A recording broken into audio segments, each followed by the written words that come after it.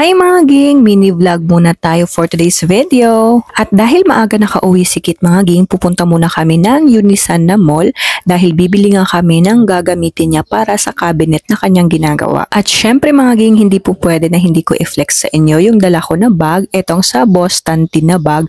Ang ganda nito mga ging dahil pwede niyo siyang handbag, pwede rin siyang sling bag. Ang cute lang niya mga ging at mukha siyang mamahalin pero affordable nyo lang itong mabibili. At syempre mga ging, dala ko rin yung aking Sivago coffee mug dahil nagdadala talaga ako ng tubig pag nagbabiyahe kami para hindi na pabili-bili ng tubig. Ang nagustuhan ko kasi dito is ang tagal talaga mawala ng lamig ng tubig pag dito mo siya ilalagay. At leak proof din itong Sivago tumbler. At andito na nga kami mga ging sa Unisan na mall. Naghahanap na si Kit para kaming buntot niya. Pasunod-sunod lang kami kasi wala pa akong naisip dyan na bibilhin ko. Bibili kasi siya ng mga gagamitin niya para sa project na cabinet na pinapagawa ko sa kanya.